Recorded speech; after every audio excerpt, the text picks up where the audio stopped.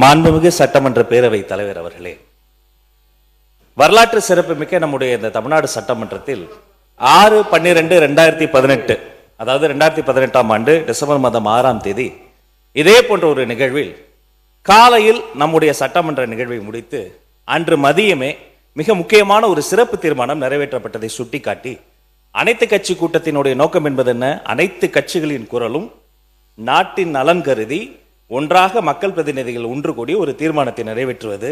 இங்கேயே அனைத்து கட்சியினுடைய பிரதிநிதிகளும் இருக்கிறார்கள். எப்படி 2018 அப்படி ஒரு தீர்மானம் நிறைவேற்றணுமோ அதே போல இப்போதும் கலந்து பேசி ஒரு சிறப்பு தீர்மானம் கூட நிறைவேற்றலாம். அது மட்டுமல்ல, அனைத்து கட்சி கூட்டம் எப்படி தமிழ்நாட்டு நலன் கருதி, தமிழர் நலன் கருதி, விவசாய பெருமக்கள் நலன் கருதி கூட்ட வேண்டும் என்று எதிர்க்கட்சி தோழர்கள் சொல்கிறார்களோ அதே தமிழ்நாட்டு நலன் கருதி, தமிழர் நலன் கருதி தான் நாளைய தினம் மாண்புமிகு முதலமைச்சர் ஒரு அனைத்து கட்சி கூட்டத்தை கூட்டியிருக்கிறார். இது சட்டமன்ற உறுப்பினர்களுக்கு, அது நாடாளுமன்ற உறுப்பினர்களுக்கு, அதே நாட்டு மக்கள் நலன் கருதி அவர்களும் வரணும். வருகவர்கள் இருகரம் கூப்பி வரவேற்கிறோம். இதை தான் நாங்கள் சுட்டிக்காட்டுகிறோம் என்பதை மாண்புமிகு உறுப்பினர்கள் மூலமாக தெரியப்படும். மாண்புமிகு திரு ராமச்சந்திரன், மாண்புமிகு உறுப்பினர் ராமச்சந்திரன் அவர்கள் பேசுங்க. மாண்புமிகு பேரவைத் தலைவர்களே, அனைத்து கட்சி கூட்டத்தை ஏன் கூட்ட வேண்டும் என்று நான் சொல்ல வருகிறேன்னா, இன்னைக்கு கர்நாடகாவில் காங்கிரஸும் பிஜேபியும் அரசு ரீதியாக மாறுபட்ட கருத்துக்கள் இருக்கு. அதே மாதிரி மதசார்பற்ற ஜனதாதளத்துக்கு மாறுபட்ட கருத்துக்கள் இருக்கு. இருந்தாலும் காவேரி பிரச்சனையில் மாநில உரிமை சார்ந்த பிரச்சனையில் ஒன்றாக இருக்காங்க.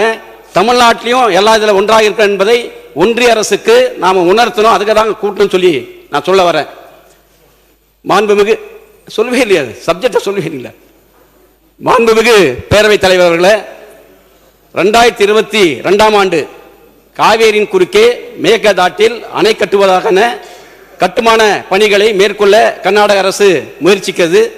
அப்போது 2022 தென்னிந்திய பசுமை ஆணையம் அதுக்கு தடை விதிக்கிறாங்க. அந்த தடையை எதிர்த்து தேசிய பசுமை ஆணையம் 2 உச்ச நீதிமன்ற நீதிபதிகளை கொண்டு அந்த தடையை நீக்கிறாங்க. அதன் பிறகு 2025 உச்ச நீதிமன்றம் வரைவு திட்ட அறிக்கைக்கு அனுமதி கொடுக்கிறாங்க. அந்த உச்ச நீதிமன்ற தீர்ப்பில் இது வரைவு திட்ட அறிக்கைக்கான தீர்ப்பு தான், அணை கட்டுவதற்கான தீர்ப்பல்ல என்று தெளிவாக சொல்லப்பட்டிருக்கிறது. அதை எதிர்த்து தமிழ்நாட்டு அரசின் சார்பாக 24/5/2026 அன்று சீராய்வு மனுக்கள் தாக்கல் செய்யப்படுகின்றன. அந்த சீராய்வு மனுக்களை உச்ச நீதிமன்றம் நிராகரிக்கிறது. ஆகவே காவேரி பிரச்சனைக்கு ஏற்கனவே நடுவர் நீதிமன்றம் நமக்கு தீர்ப்பு வழங்கியிருக்கிறது. 2033 வரை அந்த தீர்ப்பு செல்லுபடியாகும். அவ்வாறு இருக்கும்போது புதிய நடுவர் மன்றம் அமைக்கப்பட வேண்டிய அவசியம் இல்லை.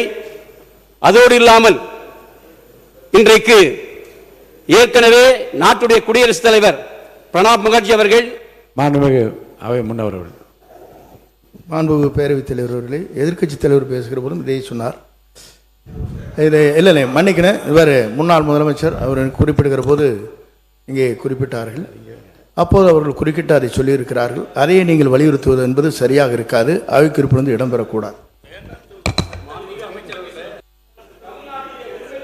ஏற்கனவே நமக்கு சட்ட பாதுகாப்பு இருக்கு. அந்த பாதுகாப்பு நீத்து போயிடும். அதனால தான் சொல்ல வரேன்.